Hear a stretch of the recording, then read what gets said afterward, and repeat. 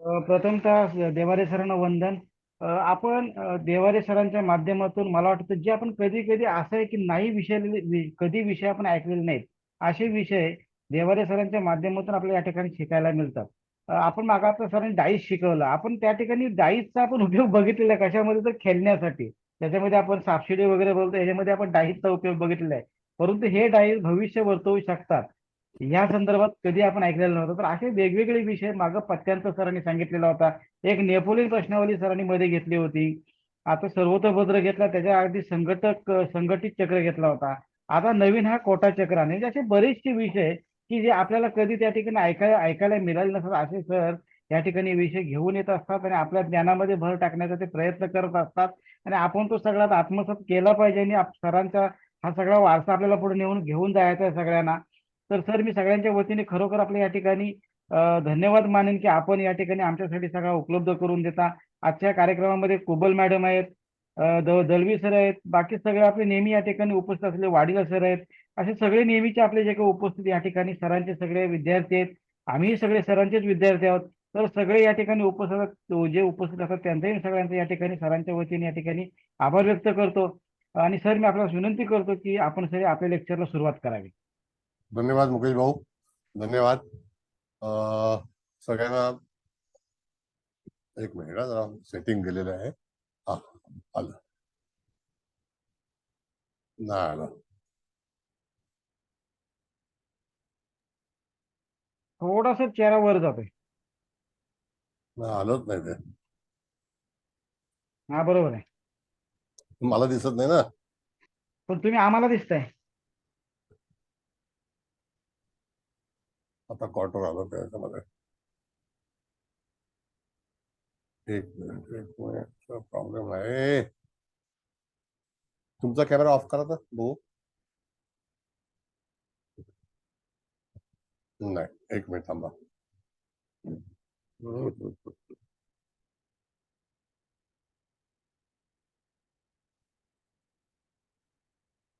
Screen sir छोटी झाली, लांबट झाली स्क्रीन.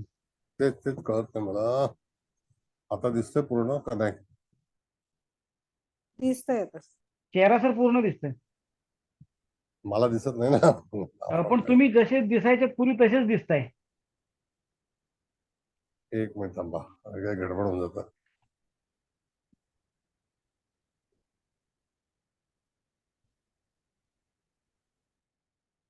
काय करेक्शन करावं लागेल. मायक्रोफोन स्क्रीनचा हा प्रॉब्लेम आहे. आली स्क्रीन बघा. हो सर, क्लिअर दिसतंय एकदम. आता होय, पूर्ण आली. पूर्ण पूर्ण आहे. बरं ठीक आहे, चला, हरकत नाही. सगळ्यांचं स्वागत आहे. त्याच्यामध्ये आपले दळवी साहेब आहेत, देशमुख मॅडम आहेत, कुबल मॅडम आहेत, तुम्ही स्वतः मुकेश भाऊ आहेत, तर इत्यादी सर्व ज्येष्ठ आणि ज्ञानी मंडळींचं आपल्या ह्या वर्गामध्ये स्वागत आहे. आज आपला जो विषय आहे तो आहे कोटचक्र. मुळामध्ये कोटचक्र हा जो भाग आहे तो कशासाठी वापरायचा हा एक मुख्य त्याच्यातला विषय आहे.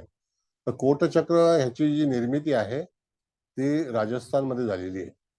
कारण का की पूर्वीच्या काळामध्ये राजे रजवाडे जेवढे झाले तर ते सगळे राजस्थानमधून त्यांचं हे झालं होतं, उत्पत्ती झाली होती. तसंच कोटचक्र हे त्यांनी त्यांच्या राजकारणावरती आणि त्याच्यामध्ये गोचर राजकीय भविष्य आणि वैयक्तिक भविष्य, राजाचं भविष्य कसं असेल याबद्दलचा विचार जो आहे तो त्यांनी त्याच्यामध्ये दाखवलेला आहे.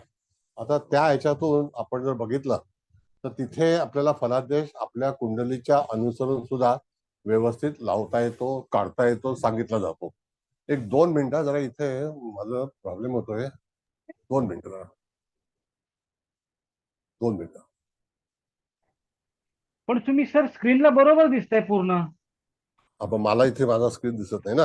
म्हणजे तुम्ही रेग्युलर जशी दिसताना स्क्रीनवर तसेच दिसताय स्क्रीन मध्ये, काही अशी कमी जास्त होत नाही स्क्रीन. नाही, बरोबर आहे मुकेश भाऊ, पण आता बघा मला दिसतच नाही. कळलं का? 1-2 मिनिटं काय काळजी, मला थोडस बॅकग्राऊंड इफेक्ट जो आहे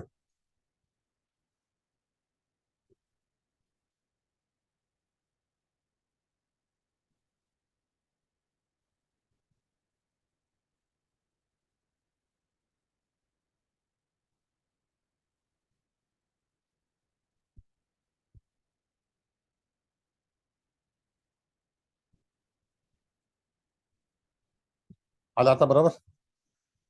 हो सर. हा, बरं. तुम्ही बदललीत आता, बॅकग्राऊंड बदललं.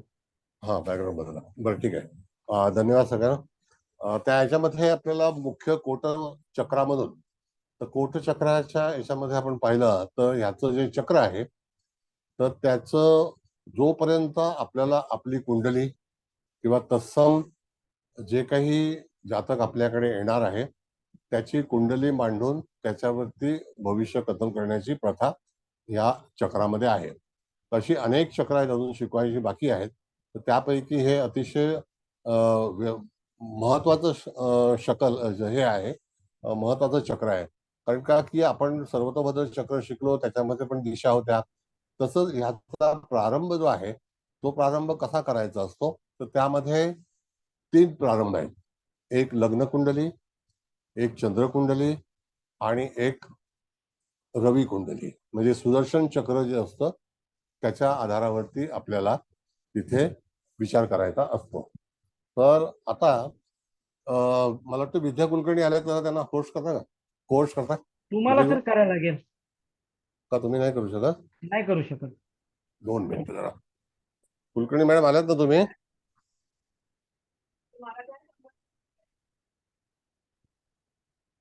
आल्यात सर, विद्या कुलकर्णी आल्यात. हा, 2 मिनिटं. कुलकर्णी मॅडम माईक ओपन करा म्हणजे तुम्ही लगेच दिसाल. हा हो सर. हा. नमस्कार सर. नमस्ते नमस्ते. 2 मिनिटं तुम्हाला होस्ट करतो, हो कोर्स सर. करतो. बरं, ठीक आहे, हरकत नाही. आज सगळा ओपन क्लास आहे, म्हणजे तसं काही कोणाला मनाई वगैरे करायचं नाही. हो. काय सांगितलं? हा, दिसतोय का? हा. तर यामध्ये आपल्याला लग्न कुंडली, चंद्र कुंडली आणि सूर्य कुंडली, त्याच्यामध्ये महत्वाचा भाग काय आहे? तर महत्वाचा भाग जो आहे की त्यामध्ये आपल्याला आपलं जे काही भविष्य पाहायचं असतं, तर कोटचक्र म्हणजे त्याचा निश्चित उल्लेख काय आहे. तर कोट म्हणजे एक प्रकारे किल्ला आहे, एक कडा आहे आणि हे असे कडे दाखवलेले आहेत. तर त्याची सुरुवात ही ईशान्य दिशेपासून होते. आता ईशान्य दिशेपासून होणं म्हणजे काय? तर त्या ठिकाणी जेव्हा आपला जन्म, उदित लग्न जे असतं, जसं की आता उदित लग्न जे आहे ते मेष आहे. आता ते मेष लग्न आपल्याला आता आपलं आकाशामध्ये दिसतंय. तर त्या ह्याच्यामध्ये आपल्याला नक्षत्र उदित कोणतं आहे? तर आता अश्विनी नक्षत्र संपून भरणी नक्षत्राचा आरंभ सुरू झालेला आहे. मग भरणी नक्षत्र हे ईशान्य दिशेला आजचं नक्षत्र आहे. वाक्य व्यवस्थित आहे का? आजचं नक्षत्र आहे. आणि अशा तऱ्हेने पूर्णपणे जो चार्ट आहे त्या चार्टवरती त्याचं विश्लेषण केलेलं आहे की ते ग्रह आपल्या कुंडलीमध्ये कुठल्या प्रांतात तिथे होतात. तर ते हे जो मधला जो भाग आहे तो मधला भाग, त्याच्यामध्ये मी तुम्हाला चार्ट लावून दाखवतो. मुकेश भाऊ, तुम्ही तो चार्ट कुठून लावला हा मागचा मधला? मी घेतलेला आहे सर तो. अच्छा, 1 मिनिट थांबा. हा चार्ट लावतो. आजचं लेक्चर जे आहे ते इंट्रोडक्टरी लेक्चर आहे, लक्षात ठेवा. त्याच्यामध्ये हे नाही, शेअर करतो मी तुम्हाला. आणखी काही तुम्हाला प्रश्न विचारायचे असेल तर विचारा अवश्य, काही हरकत नाही. बरं, आता हा चार्ट आहे, कळलं का? तर ह्या चार्ट मध्ये आपण जर पाहू तर आपल्या डाव्या हाताला बघा यांनी लिहिलेलं आहे नॉर्थ ईस्ट. नॉर्थ ईस्ट लिहिले तर ती पहिली कडा आहे. म्हणजेच काय की तिथून तो असा बाण दाखवलेला आहे तो खालपर्यंत येतो. आता जर समजा ह्या ठिकाणी आपण बघितलं तर 1, 2, 3 आणि 4, तर कम्प्लिटली याच्यामधून आपण जर पाहिलं तर 4 भाग आले. तर त्या ठिकाणी ह्या ज्या दिशा आहेत त्या वरती 3 आहेत, खाली 3 आहेत, बाजूला 2 आहेत. म्हणजे 8 दिशेला 8 दिशा दर्शवलेल्या आहेत. या मुख्य दिशा आहेत आणि उपदिशा आहेत. तर ह्यातून आपण पाहिलं तर त्या ठिकाणी तुम्हाला जर एखाद्याचं भविष्य मांडायचं असेल किंवा कथन करायचं असेल तर कुंडली पहिला मांडावी लागते. आता कुंडली जेव्हा मांडावी लागते त्यावेळेला तुम्हाला काय करावं लागतं? तर ईशान्य दिशेला जे काही असेल, म्हणजे उदित लग्न असो किंवा उदित ग्रह असो, पण लग्नाचं नक्षत्र हे फार महत्वाचं आहे. आणि तिथून तो खाली खाली आल्यानंतर आता भरणी नंतर आपण बघितलं तर भरणी नक्षत्र हे जे मांडलेलं आहे त्याच्यानंतर कुठलं नक्षत्र येतं? तर भरणीनंतर कृत्तिका येतं. मग कृत्तिका मांडलं. कृत्तिकेनंतर कुठलं आहे तर मृगशीर्ष. मृगशीर्ष नंतर आर्द्रा नक्षत्र. म्हणजे ही 4 नक्षत्र अशी आल्यानंतर तो पहिला स्तंभ बनतो. तो कुठला असेल तर आर्द्रा नक्षत्राचा असेल. त्यानं आपण थोडंसं पुढे सरकायचं. नंतर तो वरती जाणारा ॲरो आहे. तर आर्द्रा नंतर पुनर्वसू नक्षत्रापासून जो काही वरती जाणारा जो ॲरो दाखवलेला आहे तो पुनर्वसू, आश्लेषा आणि मग मघा आणि मग पूर्वा. मग अशाच तऱ्हेने पुढची जी काही बॉर्डर आहे तर राईटला आपण आलो तर उजवीकडे तिथे आग्नेय दिशा लागते. आता ही पूर्व दिशा जी आहे ती त्या ठिकाणी ते नक्षत्र पहिल्यांदा मांडणी करून घ्यायची आणि त्याच्यावरती नंतर तिथे चौफेर सगळी नक्षत्र पहिला त्या कुंडलीमध्ये आपल्याला स्वतंत्र मांडून घ्यायची. मग ती कोडवर्ड मध्ये मांडा किंवा कशी मांडा, जसं तुमचं नॉलेज असेल त्याप्रमाणे तुम्ही ते मांडू शकता. त्यानंतर आपल्याला जायचं आहे आग्नेय दिशेला. तर आग्नेय दिशेला ते उत्तरचा भाग आहे. जसा ईशान्येला आपण उत्तरचा भाग पाहिला तर तशा तऱ्हेने तुम्हाला उत्तरचा भाग आहे. तर बघा परत सांगतो, भरणी नक्षत्र आता उदित आहे त्याच्यामुळे भरणी नक्षत्र, भरणीनंतर कृत्तिका, कृत्तिकानंतर रोहिणी, रोहिणीनंतर मृग, मृगनंतर आरद्रा. आता आरद्रा नक्षत्र हा स्तंभ तयार झाला. तर असे 4 स्तंभ तयार होते. म्हणजे त्या ठिकाणी तुम्हाला आद्रानंतर पुढे काय आलं तर पुनर्वसू. मग पुनर्वसू नक्षत्र मांडलं. पुनर्वसू नंतर पुष्य, पुष्य नंतर आश्लेषा, आश्लेषानंतर मघा आणि उत्तरा. मग आता तशाच तऱ्हेने तुम्हाला कुंडली मांडून जर पाहिलं तर अशा वेळेला मी तुम्हाला आता जी तयार केलेली कुंडली आहे ती मांडून दाखवतो, तुम्हाला लक्षात येईल. कळलं का? आजचा विषय थोडासा इंट्रोडक्टरी असल्यामुळे तिथे तुम्हाला थोडंसं समजून घ्यावं लागेल की पहिल्यांदा हे लेक्चर जे आहे ते प्रास्ताविक व्याख्यान आहे. बघा आता इथे मांडलं की तुम्हाला बघा दिसतंय तुम्हाला चार्ट बरोबर दिसतंय सर. आता नॉर्थ ईस्टला पुष्य नक्षत्र आहे. बघा डावीकडे आपण बघितलं तर पुष्य नक्षत्र आलं, मग आश्लेषाची कडा आली, मघाची कडा आली आणि मग उत्तरा फाल्गुनी नक्षत्र हा त्याचा स्तंभ झाला. हे 4 स्तंभ तुम्हाला दिसतायत का? मधले ज्येष्ठा, शततारका हो आणि सर. रोहिणी. बरोबर ना? हा, म्हणजे त्या ठिकाणी तुम्हाला बघितलं तर ईशान्य दिशा जी आहे ती पुष्य, आश्लेषा, मघा. मघानंतर काय येतं? पूर्वा फाल्गुनी. बरोबर आहे की नाही? चौथं नक्षत्र. मग चौथं नक्षत्र म्हणजे काय तर याचा पिलर तयार झाला. त्यानंतर आपण उत्तरा भाद्रपदा वरती गेलं की मग हस्त आणि चित्रा. मग तसंच तुम्हाला आग्नेय दिशेला जायचंय. चित्रानंतर काय आलं तर स्वाती, स्वातीनंतर विशाखा. आता इथे उत्तरा, हस्त आणि चित्रा. स्वाती बघा कोपऱ्यामध्ये एकदम वरती आग्नेय दिशेला दिसतं. आग्नेय दिशेला स्वाती. हो सर. आणि मग तसंच खाली खाली यायचं. विशाखा, अनुराधा आणि तिकडे चंद्र दाखवलेला आहे. म्हणजे हा चंद्र कुठे आला तर अनुराधामध्ये आला आणि ज्येष्ठा हा स्तंभ झाला. कळलं का? ज्येष्ठा नक्षत्र काय झालं? स्तंभ झाला. करेक्ट. मग परत आपल्याला ज्येष्ठा नक्षत्रानंतर तुम्हाला ॲरो जो वरचा दाखवतोय तो काय दाखवतो तर त्या ठिकाणी परत वर जायचं आपल्याला. ज्येष्ठानंतर मूळ, मूळ नंतर पूर्वाषाढा, उत्तराषाढा. परत अशा याच्यातून यायचं. उत्तराषाढातून नंतर पुन्हा त्या ठिकाणी आपण बघितलं तर खाली यायचं. नंतर काय होतं तर तुम्हाला नैऋत्य दिशा लागते. ही दक्षिण दिशा आहे. बरोबर आहे? हा चार्ट थोडासा शॉर्ट पडतो इथे. तर विशाखा नक्षत्राच्या याच्यानंतर बघा पूर्वाषाढा, उत्तराषाढा आणि मग काय लागतं? धनिष्ठा का श्रवण, नाही का? श्रवण लागतं. हा, मग अभिजित नंतर श्रवण सर. हा, मग अभिजित नंतर श्रवण आहे. तर अभिजित नक्षत्रामध्ये ग्रह मांडला जात नाही. तर त्या ठिकाणी श्रवण हा जो आहे तो मधल्या म्हणजे वरच्या दुसऱ्या कडेला, कडा जी आहे ना ज्याला कोट म्हणतो आपण, तर त्या कडेमध्ये अभिजित नक्षत्र आहे वरती आणि नंतर मग श्रवण नक्षत्र आहे, मग धनिष्ठा नक्षत्र आहे. आणि शतभिषा म्हणजे शततारका नक्षत्र जे आहे तो स्तंभ आहे. मग नंतर शततारका नक्षत्रानंतर पुढे आपल्याला परत वर जायचं आहे. तर असं वर जाऊन खाली जाऊन त्या ठिकाणी शततारका पूर्वा भाद्रपदा, उत्तरा भाद्रपदा आणि उत्तरा भाद्रपदानंतर रेवती येतं. रेवती नंतर अश्विनी येतं. अशा तऱ्हेने आता हा चार्ट पूर्णपणे दिसत नाहीये, पण तशा तऱ्हेने त्याला तिथे रचना केलेली आहे. आता ह्यामध्ये बघा ग्रह सुद्धा त्याच्यामध्ये समावेश केलेले आहेत. त्याच्यामध्ये ग्रह पण फिल द ब्लँक केलेले आहेत. तर त्या ह्याच्यामध्ये सूर्य इथपासून आपण जर सुरुवात केली तर पहिल्यांदा आपण बघितलं तर ईशान्य दिशेला कुठलाही ग्रह नाही. मग ईशान्य दिशेला कुठलाही ग्रह नाही म्हणजे तिथे फलादेश येणार नाही असा भाग बिलकुल नाहीये. मग त्याच याच्यावरती तुम्हाला तिथे जे मुळात असलेले त्या जातकाच्या जीवनामध्ये असलेले जे काही ग्रह आहेत ते ग्रह त्याला कोणत्या बाबतीमध्ये यशकारक आहेत का हानिकारक आहेत.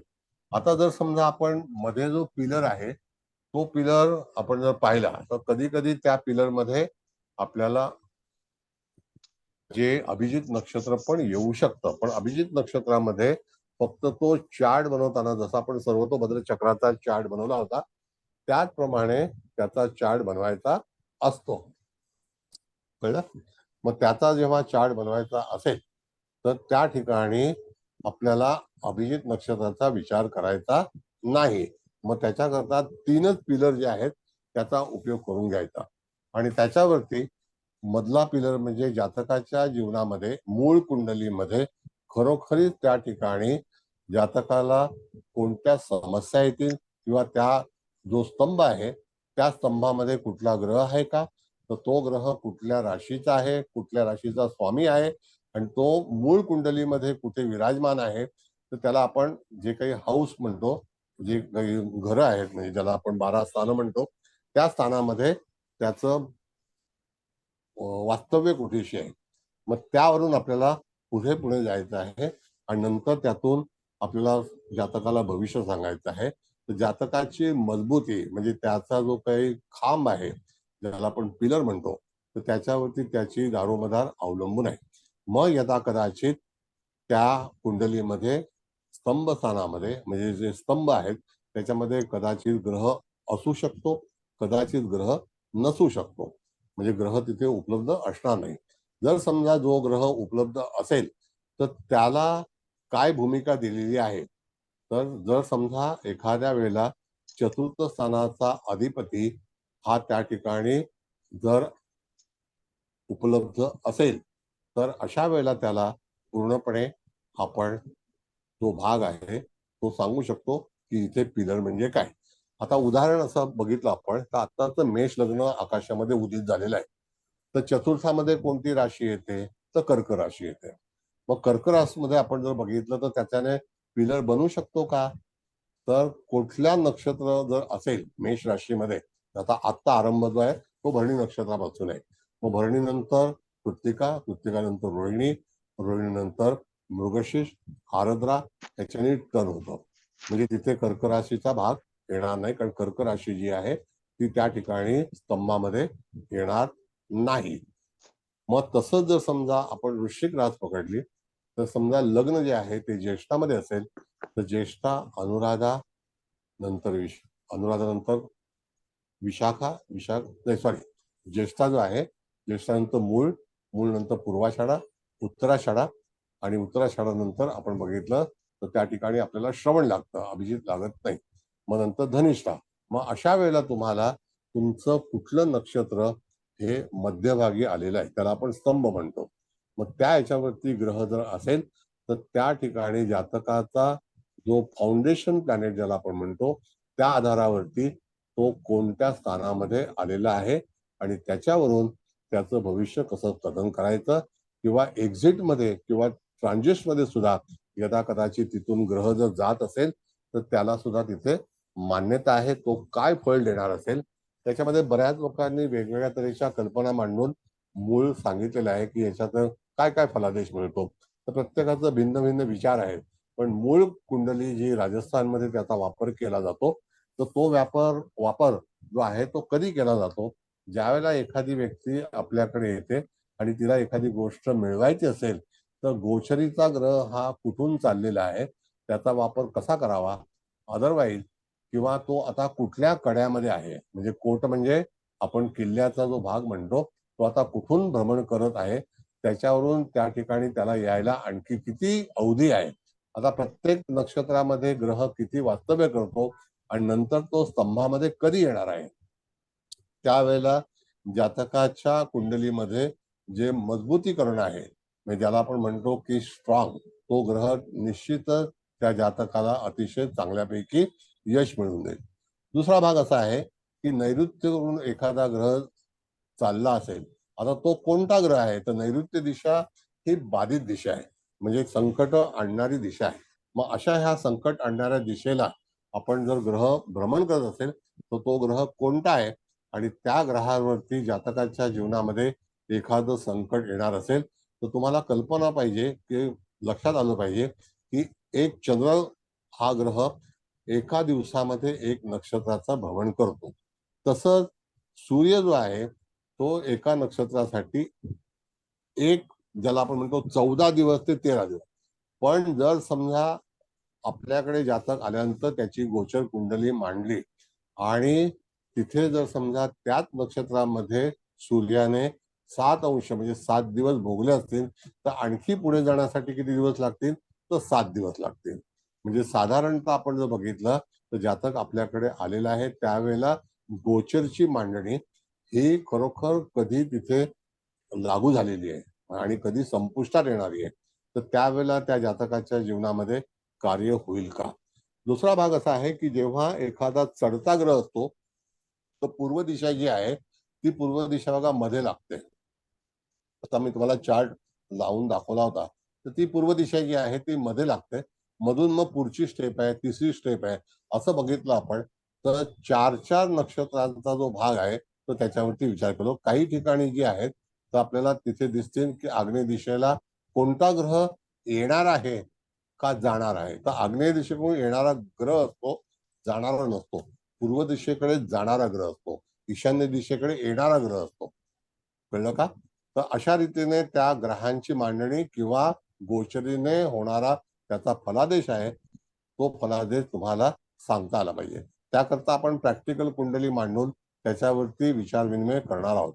बरं, आतापर्यंत मी जे काही तुम्हाला तुमच्याशी चर्चा केलेली आहे त्यामध्ये तुम्हाला कळलं आहे का हो काही सर, प्रश्न. कळलं. हा हा हो कळलं सर. पण म्हणजे सर केंद्रामध्ये जे आपण 1 4 7 10 म्हणतो हा तसेच ते स्तंभातले नक्षत्र पकडायचे ना? त्याच हो मॅडम, आता तर तुम्ही स्तंभामध्ये कुठलं नक्षत्र येईल ते आपल्या जन्म नक्षत्रावरून किंवा लग्न जो पिंड असतो त्या हां. लग्नावरून, जसं आता आपण विचार केला की धनु मध्ये जन्म झालेला आहे, तर धनुराशीमध्ये कसं आहे की त्या ठिकाणी आपला जन्म झालाय धनुराशीमध्ये, तर त्यावेळेला मूळ नक्षत्र आहे पूर्वाषाढा नक्षत्र आणि उत्तराषाढा नक्षत्र आहे. पण एखाद्या व्यक्तीचा उत्तराषाढामध्ये जन्म झालेला आहे असं समजू आणि हे त्रिपाद नक्षत्र आहे, मग हो. त्यावेळेला तुम्हाला ईशान्य दिशेला ते नक्षत्र पूर्णपणे लिहावं लागेल. मग ते जरी त्रिपाद नक्षत्र असलं तर तिथे तुम्हाला नक्षत्राच्या याच्यावरती मूळ पत्रिकेमध्ये तुमचा ग्रह हा नक्षत्राशी संबंधित राहील. नक्षत्राशी समरित असेल तो. हं. म्हणजेच काय की जरी तिथे रास बदलली तरी सुद्धा फलादेश जो आहे तो त्यावेळेला तो पर्टिक्युलर त्या नक्षत्राचाच आपल्याला करता येईल. आणि त्या राशीमध्ये आपल्याकडे डिटेल्स असेल की खरोखर समजा उत्तरा नक्षत्र जे आहे ते 3 अंश 20 कलेचं धनुराशीमध्ये आहे, मग त्याच्यानंतरचा जो ग्रह असेल तर तो तिथे मकरेमध्ये जोडला जाईल, जोडला धरला जाईल. जाईल. हो सर. कळलं का. हा, आणि आणि मग त्याच्यावरती हा बोला. स्तंभामध्ये शततारका नक्षत्र येईल का मग याच्यात? म्हणजे आता बघा ना, वरून आपण जर बघितलं. हां, वरून 4 आपण हे करतो की नाही, म्हणजे हा जन्म नक्षत्रापासून 4थं नक्षत्र हे स्तंभाच्या ह्याच्यात येईल ना? नाही, लग्न जे असेल ते स्तंभात नाही सर, केंद्रात त्या. मधल्या हा चौकोनात येईल ना? नाही नाही, असं दरवेळेला बघा तुम्हाला सांगतो परत मी की हां, जर समजा यदा कदाचित जातकाची मूळ कुंडली आहे, आता हां. मूळ कुंडलीमध्ये जातकाचं लग्न किती अंशाचं आहे, तर आपल्याला कल्पना आहे की द्विपाद नक्षत्र आहे, त्रिपाद नक्षत्र आहे आणि चतुष्पाद नक्षत्र आहे, हो. नाही का. तर हो, हो. आता ज्या अग्नितत्वाच्या राशी आहेत ना मॅडम, त्याला त्रिपाद नक्षत्र एक तरी येतं. हो कळलं का? पृथ्वी हो तत्वाच्या राशीमध्ये सुद्धा आता आपण जर समजा त्या ठिकाणी गेलो तर पृथ्वी द्विपद तत्वाची रास नक्षत्र कोणती आहे तर ऋषभ आहे. तर ऋषभ मध्ये द्विपाद नक्षत्र येतं. द्विपद आता येतं. आपण मृगशीर्ष बघितलं, धनिष्ठा बघितलं तर त्या ठिकाणी द्विपाद नक्षत्र आहे. हो पण श्रवण नक्षत्र जे आहे चतुष्पाद आहे हो आणि उत्तरा नक्षत्र आहे त्रिपाद नक्षत्र. म्हणजे ज्याप्रमाणे वृषभ राशीला कृत्तिका त्रिपाद आहे हो आणि अग्नितत्वाला कृत्तिका त्रिपाद आहे तर ते त्याचं शेवटचं चरण आहे. हो सर. बरोबर आहे. आता जर हो. समजा एखादी व्यक्ती जन्माला आली आहे तर हम्म. मला एक सांगा तुम्ही कोणती रास धरू? वृश्चिक पकडा सर. ठीक आहे. आता वृश्चिक राशीमध्ये किती अंशाचं पकडू? 11. बरं, 11 अंशाला अनुराधा नक्षत्र येतं. हो मग अनुराधा नक्षत्र आपल्याला प्रथम ईशान्य दिशेला मांडलं पाहिजे. मांडावं लागेल. हो येस, ते ईशान्य दिशेला मांडल्यानंतर आपण जर खाली आलो तर अनुराधा नंतर ज्येष्ठ आहे, ज्येष्ठानंतर मूळ आहे, मूळ नंतर पूर्वाषाढा आहे आणि उत्तराषाढा. मग त्याच्यातून तो चौकोन जो आहे तिथून आपल्याला पुढे कुठे जायचं आहे? पूर्वेकडे. हो अशी सर्व नक्षत्र पहिल्यांदा आपल्या ब्लँक चार्ट मी तुम्हाला देईन त्या चार्ट वरती तुम्ही मांडून घ्यायचं आणि त्याच्यानंतर मग तिथे त्याच्यावरती फिल द ब्लँक म्हणजे जे ग्रह असतील ते ग्रह पर्टिक्युलर त्या अंशाच्या अनुसरून नक्षत्रामध्ये तुम्हाला लिहायचे असतात. हो सर. कळलं का? आणि आलं नक्षत्र लक्षात. लिहिल्यानंतर तुम्हाला आता जर समजा ईशान्य दिशेला जर नक्षत्र आहे तर ईशान्य दिशा मुळामध्ये त्याचं फलित करताना काय करायचं तर कालपुरुषाच्या राशीमध्ये किंवा कोटचक्राच्या अनुसार जर तुम्हाला ईशान्य दिशेला एखादा गुरुसारखा ग्रह, चंद्रासारखा ग्रह असेल, आता चंद्र लग्न कुंडली आपण जेव्हा मांडू त्यावेळेला ईशान्य दिशेला हा ग्रह आपल्याला निश्चितच सापडणार, म्हणजे चंद्र तिथे येणार. समजा हो. सूर्य कुंडली मांडली आणि सूर्य कुंडली मांडल्यानंतर सूर्य ज्या नक्षत्रामध्ये असेल त्या नक्षत्र आपण ते ईशान्य दिशेला करणार. मांडायचं. पण लग्न कुंडलीमध्ये जी परिपक्वता आहे तर सगळ्या गोष्टी ज्या आहेत त्या लग्न कुंडलीपासून निर्माण होतात. जर समजा तुम्ही आता वृश्चिक मला सांगितलं तर अनुराधा नक्षत्र हे नक्षत्र जरी तुम्ही म्हणाल की शनीचं नक्षत्र आहे आणि ते आपण ईशान्येला मांडलं पण तिथे जर ग्रह नसेल जन्माच्या वेळेला आणि तो ग्रह समजा ज्येष्ठामध्ये असेल तर तुम्हाला दुसऱ्या बॉर्डरला तो ज्येष्ठा नक्षत्र येतं, त्याचं फलित मूळ कुंडलीमध्ये कुठे आहे. आता आवाज बंद करा स्वतःचा. मुकेश भाऊ ऑल ऑल म्यूट करा. कुलकर्णी मॅडम. हा हा तर त्या ठिकाणी आपल्याला जे ज्येष्ठा नक्षत्र आहे तर ते चतुष्पाद नक्षत्र आहे. तरी सुद्धा तिकडे जर ग्रह असेल तर त्याचा प्रांत ईशान्यच आहे पण पूर्ण ईशान्य नाही. पूर्ण ईशान्य हा अनुराधालाच येईल. त्याच्यानंतर हा थोडा त्याची पूर्वेकडे सरकेल असा. नाही खाली येणार, डाऊनवर्ड्स खाली येणार. म्हणजे जे काही कोट आहे ना तो त्याला किल्ला म्हणतात. आता हिंदीमध्ये किल्ला म्हणतात, सर, आपण ज्येष्ठा किल्ला म्हणतो. नक्षत्राची दिशा काय पकडायची मग याच्यामध्ये? नाही, ईशान्येची दुसरा प्रांत. ईशान्य जे आहे ते अनुराधाला तुम्ही विचारल्याप्रमाणे अनुराधा पकडायची. हो पण ईशान्येच्या खाली आल्यानंतर त्याचा जो काही बॉर्डर आहे तर ती चेंज होते. अच्छा. ईशान्य दिशेला आरंभ होतो त्याच्यानंतर एखादा ग्रह पूर्वेकडे गेलेला आहे तर पूर्वेकडे जाणारा ग्रह जो आहे तो स्तंभामध्ये बाहेर निघणारा आहे, त्याला स्तंभाला स्पर्श करावाच लागेल. अच्छा अच्छा अच्छा. कळलं का? ईशान्येकडून एखादा ग्रह येणार असेल तर त्यावेळेला तो तिथे ईशान्य दिशेला आलेला ग्रह तो स्तंभापाशी विराजमान होईल. आता मूळ कुंडलीमध्ये त्याची स्थिती कशी आहे तर ती जर स्तंभामध्ये येत असेल, जर तिथे ते नक्षत्र उपलब्ध असेल ज्या नक्षत्रावरती आपला जन्म झाला असेल. आता जसं की आता आपण भरणी नक्षत्र बघितलं तर आता आपल्याला गुरु ईशान्य दिशेला दिसतोय पण तो त्या ठिकाणी कुठल्या नक्षत्रात आहे तर भरणी नक्षत्रात आहे. प्रॉपर ईशान्येत आहे, प्रॉपर ईशान्येला आहे. पण त्यातून आपण जर बघितलं मॅडम तर हा गुरु कालांतराने जो आहे तो कृत्तिकेमध्ये येणार आहे. म्हणजे त्याची दिशा जी आहे ती लेवल कुठली होणार तर सेकंड स्टेज होणार. अच्छा. म्हणजे त्याचा कोट जो आहे तो बदलला जाईल. बदलणार आहे. थोडस पहिल्यांदा तुम्हाला समजून घ्यावं लागेल. नाही, येत आहे सर पहिल्यांदा लक्षात. येत आहे लक्षात. म्हणजे त्याचा कोट जो आहे तो हा, हा. कदाचित दुसरा असू शकतो, कदाचित तिसरा असू शकतो, तिसरा असू आणि शकेल. मग त्याच्यानंतर जो कोट येईल तो स्तंभ असेल. मग आता आपण भरणीनंतर कृतिका, कृतिकानंतर मृगशीर्ष, सॉरी रोहिणी आणि मृगशीर्ष, ही मृगशीर्ष. 4 नक्षत्र झाली आपल्याला. हो. हे आता कोण आले जरा बघा जरा. तर महेश मुंडेवाडी म्हणून आहेत.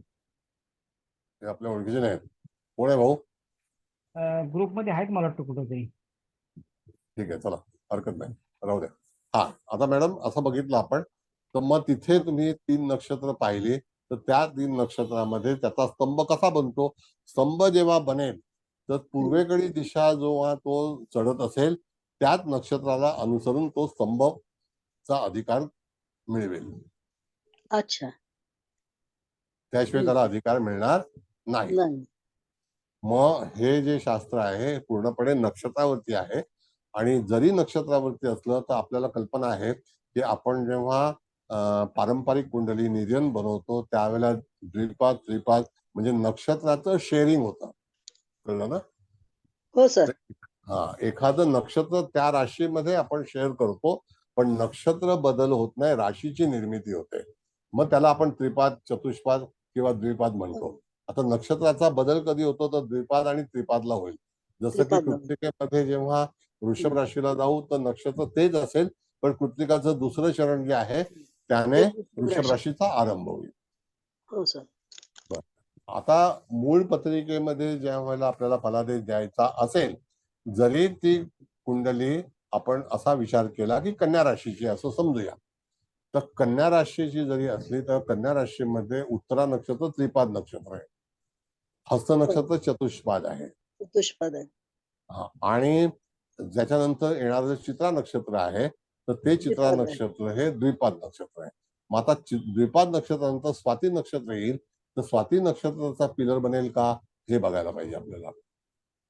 जसं की उद्या येणारं ग्रहण 14 तारखेला ग्रहण जे आहे ते ग्रहण जे आहे ते आपल्या प्रांतामध्ये दिसणार नाही, पण ते ग्रहण कोणत्या नक्षत्रामध्ये सुरू होणार आहे. तर एक साधा नियम आहे, 14 तारखेला जर ग्रहण होणार असेल अमावस्येचं, अमावस्या आहे ना उद्या, परवा उद्याच आहे, तर त्या ठिकाणी तर त्या ठिकाणी सूर्य हा कोणत्या नक्षत्रामध्ये आता गोचरीचा भ्रमण करीत आहे आणि त्याच्या सोबत चंद्र सुद्धा आहे. उद्या चंद्र कुठे असणार तर तुळेला असणार ना. हो. का कन्येला असेल? तुळेला कन्येला आहे सर, आज कन्येला आहे, उद्या पण कन्येलाच असेल. मग कन्येला असल्यानंतर तर कसं आहे मॅडम की राशी जर आपण पाहिली तर रास ही द्विपाद आहे, कारण तुळ राशीचा आरंभ चित्राने होतो. तर उद्याचं जे काही ग्रहण आहे ते चित्रा ऐनांशामध्ये आहे. सूर्य पण चित्रा नक्षत्रातच आहे पहिल्या चरणात. मग तो त्या ठिकाणी चित्रा नक्षत्रामध्ये असल्यानंतर तिथे जेव्हा तो पहिल्यातून दुसऱ्या चरणामध्ये जाईल त्यावेळेला ग्रहणाला स्पर्श होईल. तो स्पर्श जो आहे तर त्यावेळेला आपल्याकडे ते ग्रहण दिसणार नाही. कळलं का? मग त्याला मेदनीय ज्योतिषामध्ये तुम्हाला विचार करायचा आहे. थोडस समजून घ्या, मग तुम्ही हे करा, हरकत नाही. जास्ती वेळ लागला तरी हरकत काही नाही, पण तुम्हाला चांगलं शिकता आलं पाहिजे.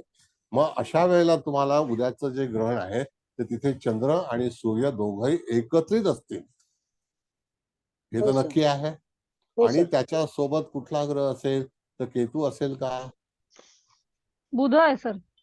केतूशिवाय ग्रहण होणार नाही. केतूशिवाय ग्रहण होणार नाही. का असं करता? मंगळ आहे, मंगळ आहे, बुध आहे, केतू आहे आणि सूर्य आहे आणि चंद्र आहे. बघा केतू कुठल्या राशीमध्ये आता? केतू तुळेत आहे. सर 1 डिग्री आहे ना, 1 डिग्री. मग म्हणजे तो तिथे उपलब्ध आहे 41 कालांवरती आहे. मग तिथे तो उपलब्ध आहे ना, त्याच्याशिवाय ग्रहण कसं होईल? हो सर, 1 डिग्री म्हणजे तो आता राशांतर करणार आहे. तो कुठे येणार? तो कन्या राशीमध्ये कन्येत येणार. हो.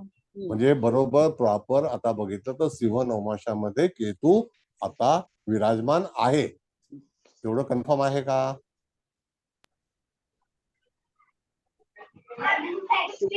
होय सर. हो सर. हो सर. बरोबर आहे ना? हो सर. हो हा, सर. हो सर. म्हणजेच काय? हा, म्हणजेच काय, आपल्याला असं बघते वेळी तुम्हाला फलादेश द्यायचा असेल तर तुम्हाला आता मी सांगितलं की सूर्य, चंद्र, बुध, मंगळ आणि केतू कुठे आहेत? तर चित्रा नक्षत्रामध्ये आहेत किंवा स्वातीमध्ये आहेत. बघा जरा आजच्या गोचरीच्या कुंडलीमध्ये. चित्रामध्ये सर. मंगळ स्वाती. हा, म्हणजे जर समजा नक्षत्र ग्रहाने बदललं असेल तर त्या नक्षत्राचं जी काही मांडणी आहे ती कुठल्या कोर्टमध्ये आहे? लेवल 1, लेवल 2, लेवल 3 और स्तंभ. काय वाटतं? नाही कळलं का? पहिल्यांदा स्पष्ट ग्रह जे आहेत ते काढून घ्या.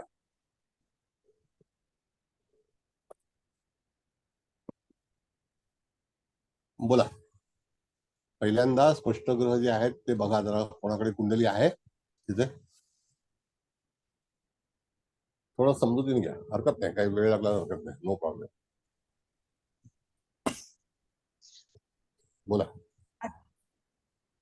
आजचे ग्रहण सर. हा, आजचं उद्याचं. उद्याचे सर मंगळ 60 डिग्री आहे. हा, 60 डिग्री म्हणजे त्या ठिकाणी कन्या नवमाशाला. हो. कळलं का? 60 डिग्री कुठे आहे? तुळेला आहे का? तर 60 डिग्री तुळेला आहे, सर. तुळेला मग तो दरिद्रांशाला 6:40 नंतर ओलांडल्यानंतर स्वाती नक्षत्र आलं, धनु हो नवमाशाला. स्वाती. हो सर, स्वातीच्या पहिल्या चरणात आहे. पहिलं चरण धनु नवमाशाला. पहिलं चरण. हो. धनु नवमाशाला म्हणजे त्या ठिकाणी सूर्याचा ग्रहणाशी संबंध येतोय का मंगळाचा? बघा, लक्षात घ्या परत. चंद्र आणि सूर्य आणि केतू हे एकत्रित एका नवमाशामध्ये असणार, त्याच वेळेला ते ग्रहण सुरू होणार. कळलं का? काय वाटतं? रवी चित्रा 2 मध्ये आहे उद्या. चित्रा 2 मध्ये म्हणजे कन्या राशीमध्ये आला, कन्या नवमाशात आला. मग कन्या आणि केतू चित्रा 3 मध्ये आहे सर. केतू चित्रा ह्या 3 मध्ये कसा येईल? नाही केतू पहिल्या चित्रा सिंह नवमाशामध्ये. पहिल्या ह्याच्यातून. हा, सिंह नवमाशा. चित्रा नक्षत्राचा आरंभच सिंह नवमाशाने होतो. पण ठीक आहे, चला. आता तुम्हाला अंदाज आला का? चंद्र, सूर्य, केतू एकत्र आल्याशिवाय ग्रहण होईल का? किंवा राहू आल्याशिवाय ग्रहण होईल का? नाही होणार. नाही होणार नाही सर. सर. हे अमावस्येचं ग्रहण आहे. कळलं का? हे पौर्णिमेचं ग्रहण नाही. बरं, ठीक आहे. मग आता जातकाला फलादेश देतेवेळी आपण काय करायचं? तर आज जे कोणी लोक तुळेचे आहेत समजा, ज्यांचं चित्रा नक्षत्र आहे, त्या व्यक्तींना, त्या लोकांना उद्याचं जे ग्रहण होणार आहे ते हानिकारक असेल. का असेल? तर तिथे चंद्र, केतू, सूर्य किंवा उद्याचं जे बाळ जन्माला येणार आहे त्यावेळेला त्या व्यक्तीला, त्या बाळाला सुद्धा काही संकटातून सामोरं जावं लागेल. आता जसं आपण असा विचार केला की सगळ्यात पहिला ह्या तूळ राशीमध्ये प्रवेश कोणी केला? तर मंगळाने केला. बघा, मंगळ किती अंश आलेला आहे? 60 डिग्री. नाही का? 60 डिग्री. हो, उद्या 60 डिग्री. मग 60 डिग्री म्हणजे तिथे 10 दिवस झाले. म्हणजे आज जर 13 तारीख असेल तर त्याच्या अगोदर 10 दिवस 3 तारखेला मंगळाने त्या राशीमध्ये प्रवेश बरोबर. केला होता का? बरोबर आहे? बरोबर सर. बरोबर आहे. हो सर. येस. हा, मग त्या 3 तारखेला मला एक सांगा तुम्ही, तर 3 तारखेनंतर आपल्या याच्यामध्ये युद्धाला सुरुवात झाली होती का? 3 तारखेनंतर काही गोष्टी बरोबर. घडल्या. हो सर. हो सर. हो हो. हो सर. बरोबर आहे. आता हो, हो. त्याच्या मागे कोण होतं? तर सूर्य होता. सूर्याच्या मागे कोण होतं? तर चंद्र होता. त्याच्या मागे कोण होता? तर बुध होता. म्हणजे हे सगळे ग्रह एका राशीमध्ये भ्रमण करीत होते आणि ते जाऊन कोणाला भेटणार होते? तर केतूला भेटणार होते आणि तूळ राशीला भेटणार होते. त्यातल्या त्यात केतू मूळ तिथे ग्रह होता. केतू सुरुवातीपासून आहे ना, गेली 1.5 वर्ष तिथे आहे, 15 महिने सर, 17 हो महिने सर बरोबर. नाही का? बरोबर. म्हणजे बरोबर. तिथे केतू तिथे होता. त्यानंतर जेव्हा युद्धाची जी काही सुरुवात झाली, तर मंगळ तिथे आल्यानंतरच सुरुवात झाली का? हो सर. बरोबर आहे. हो सर. हो सर. 7 तारखेपासून युद्ध सुरू झालं. हा, म्हणजे 7 तारखेपासून सुरू झालं, तर आज 6 दिवस झाले. हो. हो. बरोबर आहे. मग चाहूल कधी लागली? 3 तारखेपासून त्यांनी तयारी केली होती, 4 तारखेपासून सुरू हो. केलं होतं. बरोबर आहे का? शनिवारी झाली, शनिवारी. हा, नाही पण आता जोगळेकर साहेब कसं आहे की आपल्याला एखाद्याचं भविष्य सांगायचं असेल, आता हे झालं एक जागतिक किंवा मेदनीय ज्योतिष, कळलं का? आता मेदनीय ज्योतिषामध्ये ज्या वेळेला मंगळाने प्रवेश केला, तर त्यावेळेला तिथे केतूवरून तो गेलेला आहे. कधी गेला? जर आज तो 7 डिग्रीचा आहे, त्याच्या अगोदर 5 दिवस, त्याच्या अगोदर 5 डिग्री, म्हणजे तो 2 डिग्रीचा होता, त्यावेळेला तो केतूवरून गेला की नाही? हो गेला सर. आणि सर. तेव्हाच झालं हे हमास. हा, मग अशाच वेळेला फलित करतेवेळी तुम्हाला आधार कुठला घ्यायचा आहे? बरं, आता परवाच्या दिवशी मी तुम्हाला सांगितलं की आपण कोटचक्र शिकायचं आहे, आठवतंय तुम्हाला? हो सर. हो सर. मग त्याच वेळेला तिथे घटना ह्या झाल्यानंतर आपल्याला कल्पना आली ना की आपल्याला कोटचक्रावरून ही भूमी आहे तर ती कशी चाललेली आहे. तर ते जे युद्ध आहे ते इस्रायलमध्ये झालेलं आहे. इस्रायलमध्ये कधी सुरू झालं? तर त्यावेळेला रात्र होती. बरोबर आहे? इथं नक्की? हो सर. हो सर. म्हणजे त्या ठिकाणी रात्र होती, तर त्यावेळेला आकाशामध्ये उदित लग्न मेष होतं का? हो सर. बरोबर आहे, नाही का? आता इस्रायलचा आणि आपला साधारणतः 3.5 ते 4 तासाचा फरक आहे आपल्या देशात. आता जर इथे मेष लग्न उगवलेलं आहे, तर तिथे परत मेष लग्न उदित व्हायला त्यावेळेला त्या प्रांतामध्ये किती काळ लागेल? तर साधारणतः रात्र 10 वाजतील, 11 वाजतील. हो बरोबर आहे सर. हो. बरोबर आहे? म्हणजे तिथे मंगळाने प्रवेश केल्यानंतर त्या ठिकाणी युद्धाला सुरुवात झाली की नाही झाली? हो सर. हो सर. बरं. दुसरा भाग असा की मंगळ हा ग्रह हा युद्धाचा कारक ग्रह आहे. हा ग्रीसमध्ये त्याच वेळेला सांगितलेला आहे की मंगळ आकाशात दिसायला लागल्यानंतर युद्धाची तयारी सुरू होते. कळलं? आता हा मंगळ ज्या वेळेला उदित लग्न तूळ असेल त्याच वेळेला आकाशात दिसेल ना, नाही का? बरोबर. म्हणजे युद्धाची देवता म्हणून मंगळाचं वर्णन जे आहे ते युरोपमध्ये अगोदरपासून केलेलं आहे.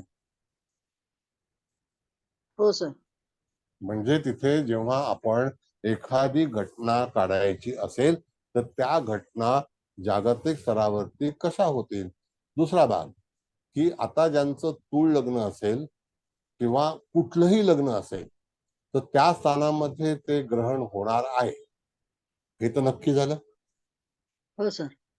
हो मग सर. ते पर्टिक्युलर स्थान जे आहे ते त्यावेळेला बाधित होईल का होणार नाही. जसं आपण वृश्चिकेचा विचार केला तर त्यावेळेला मंगळ, रवी, सूर्य, चंद्र हे 12व्या स्थानात असतील. मंगळ, बुध, सूर्य, चंद्र, केतू ही पंचग्रहाची युती आहे का बरोबर आज? आहे. हो हो सर. आहे ना. मग ती कोणाला त्रासदायक आहे? तर वृश्चिकेला त्रासदायक आहे.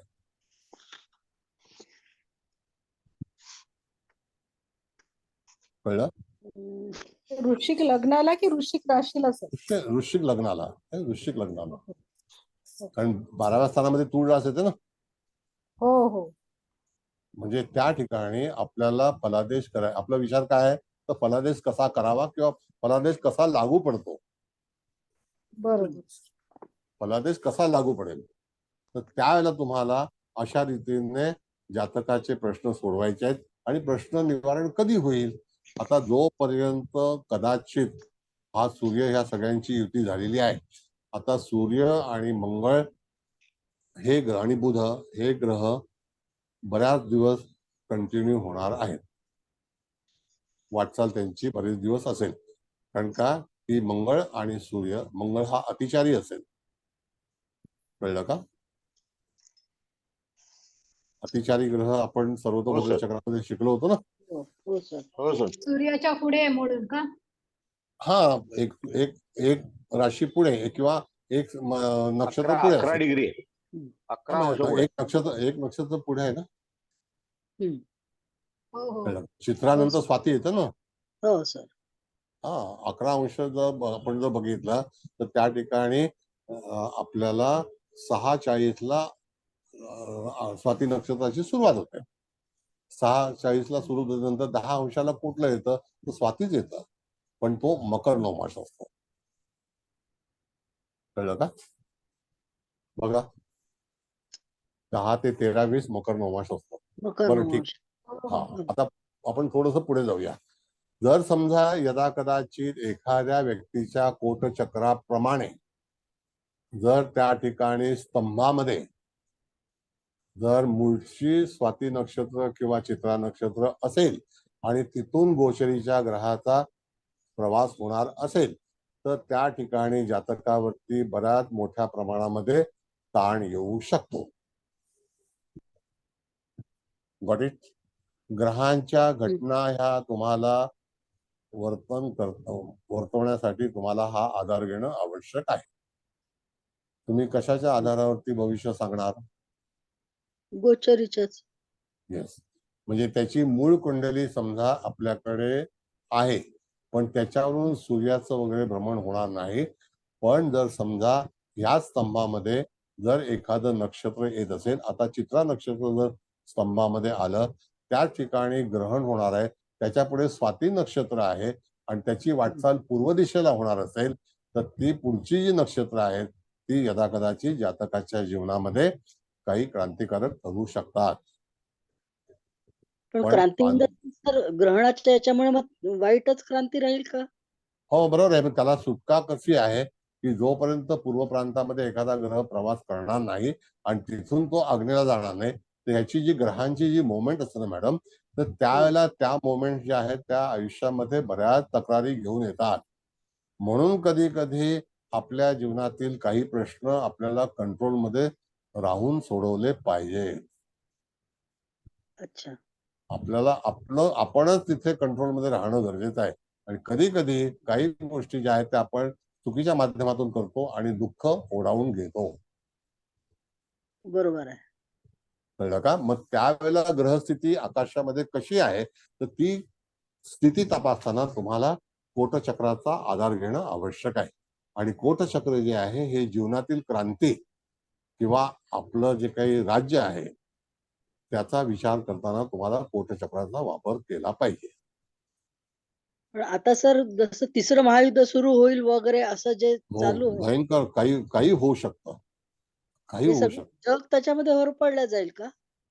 हो, प्रश्नच नाही. अनेक आता कसं आहे की मी तुम्हाला सांगतो मॅडम की आपल्याकडले जे आता वारे आहेत ना ते पश्चिमेकडून पूर्वेकडे येणारे आहेत किंवा आग्नेय दिशेला येणार आहेत.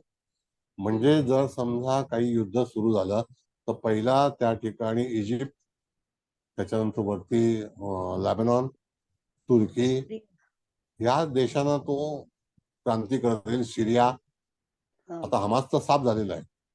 हा. मग हे पॅलेस्टाईन, मग हे असं करत करत येणार ते. मग ते कुठे थांबेल तर जोपर्यंत ग्रहस्थिती बदलणार नाही तोपर्यंत त्या ठिकाणी तुम्हाला असं दुःख झेलावं लागेल. दुसरी गोष्ट की आता तुम्हाला कल्पना आहे की गुरु वक्री आहे, हे तर मान्य आहे की नाही आपल्याला? हो सर. गुरु वक्री असून तो भरणी नक्षत्रामध्ये आहे हे सुद्धा मान्य आहे. हो सर.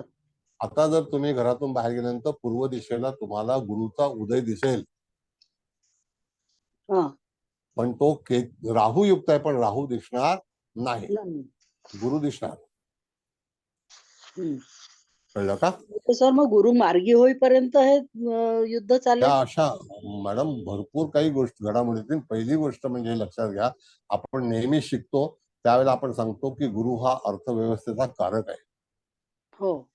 आणि मी त्या दिवशी पण आपल्याशी बोलणं झालं होतं माझं. मी सांगितलं होतं की तुम्ही आर्थिक धोरण जे आहे ते व्यवस्थित ठेवा. आठवतं सर. तुम्हाला? हो सर, हो सर.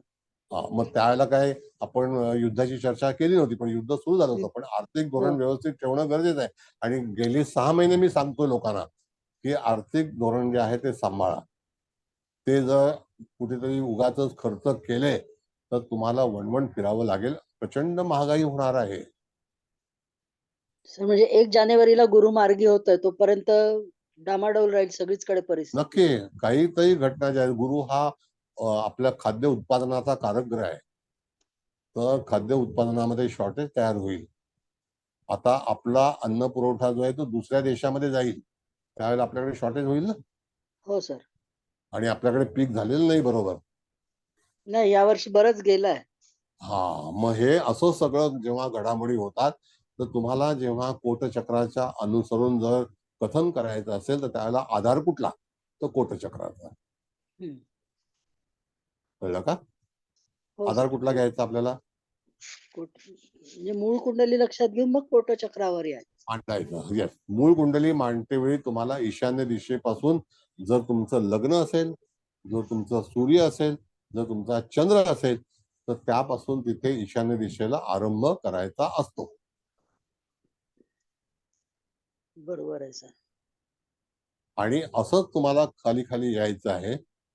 तर त्या ठिकाणी ह्या 8 दिशा आहेत, उपदिशा आणि मुख्य दिशा. तर 8 त्रिक 24 आणि 4 स्तंभाच्या 28. बघा 4 नक्षत्र म्हणजे 8 चोक 32 झाले, 8 त्रिक 24 झाले ना. हा. मग प्रत्येक दिशेला अप्स अँड डाऊन. जसं आग्नेय दिशा डाऊन आहे, ईशान्य दिशा डाऊन आहे टुवर्ड्स स्तंभ. हा. आणि स्तंभातून एखादा ग्रह बाहेर निघेल तर तो टुवर्ड्स कुठे? पूर्व. त्याच्या पुढे पूर्व. कुठे आहे? तर पश्चिम. नाही का? हो दक्षिण सर. सुद्धा जी आहे तर ज्या मुख्य दिशा आहेत तिथे टुवर्ड्स अप आहे. अप. पण आणि मग आता आग्नेय या दिशा सर या युद्धाची भारताला किती झळ बसेल?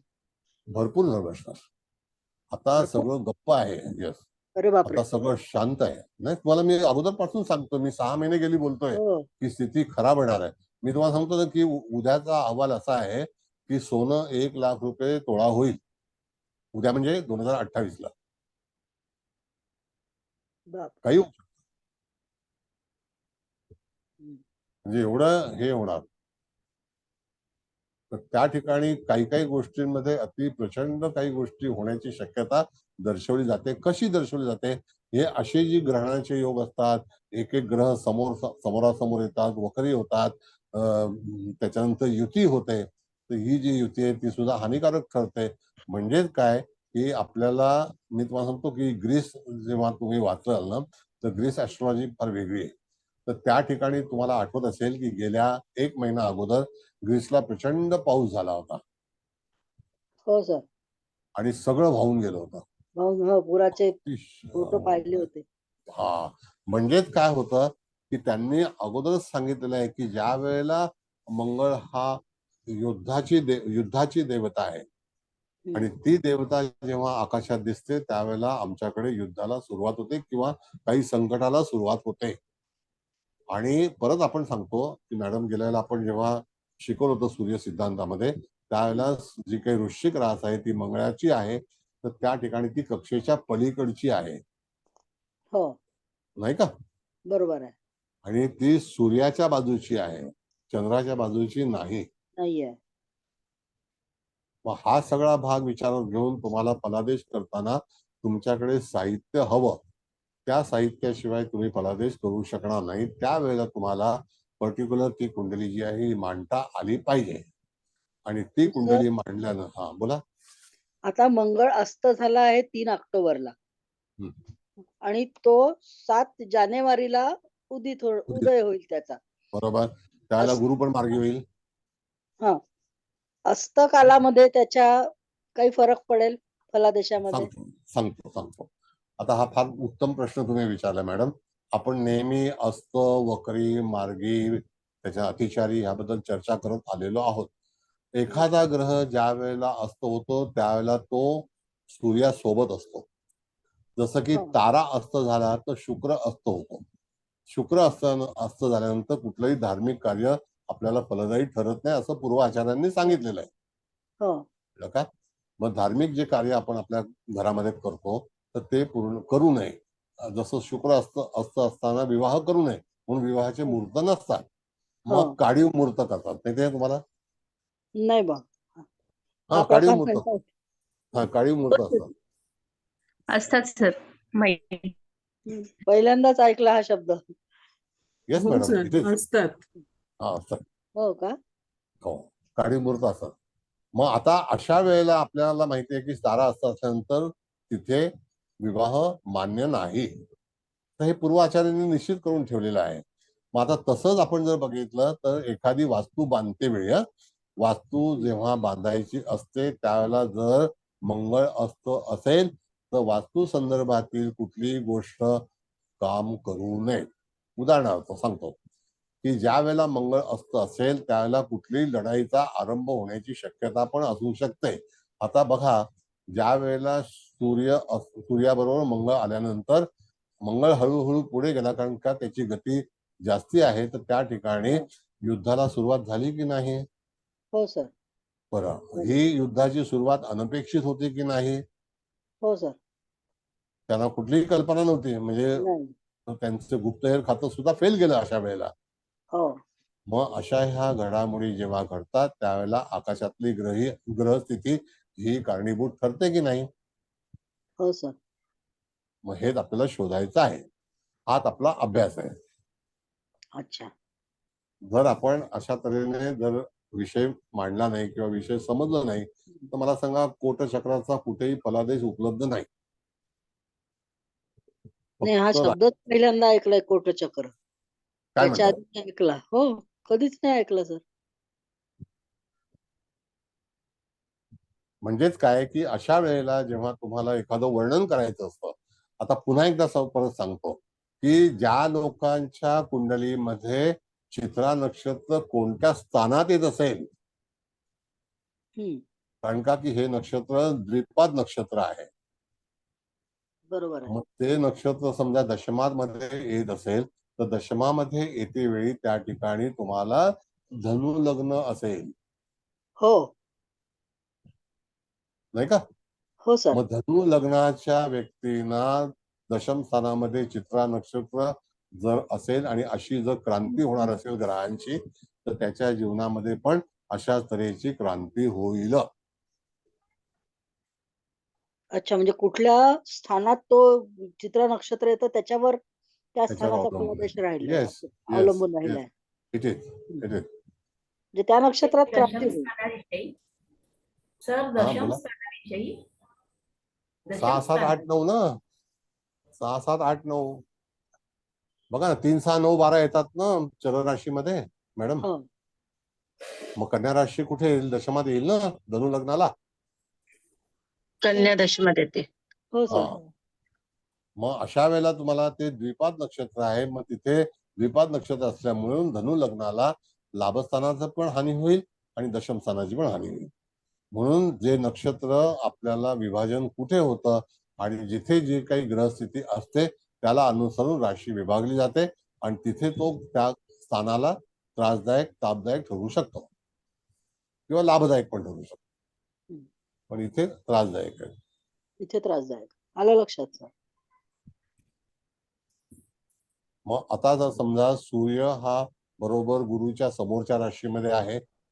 आपण जेव्हा सर्वतोभद्र चक्र शिकलो त्यावेळेला कन्या राशीमध्ये सूर्याने प्रवेश केल्यानंतर गुरु हा वक्री होणारच. कारण का की त्यांचा मृत्यू षडाष्टक त्यावेळेला होणार. कळलं का? हो सर. हो आणि जेव्हा तो प्रीती षडाष्टक असेल त्याच्यानंतर ज्या वेळेला तो धनुराशीमध्ये जाईल त्या दरम्यान जातकाचा गुरु हा मार्गी होईल.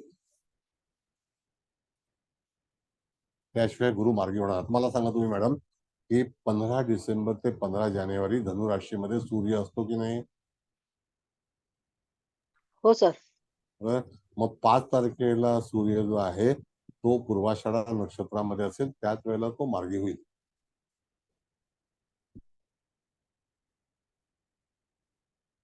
पाच 5 पाच जानेवारी काय? तुम्ही 5 5 जानेवारी जानेवारी. सांगितलं ना तुम्ही? हा मग हा. तेच ना 5 जानेवारी सांगितलं ना तुम्हाला. हा. मग तेव्हा पूर्वाषाढामध्ये सूर्य असेल, त्याच वेळेला गुरु मार्गी होईल, त्याच्याशिवाय मार्गी होऊ शकणार नाही. बरं, जोगळेकर साहेब आहात का? गुरु 31 डिसेंबरला मार्गी होतोय सर. म्हणजे 4-5 तास तेव्हा पण तो हो. पूर्वाषाढामध्येच असेल.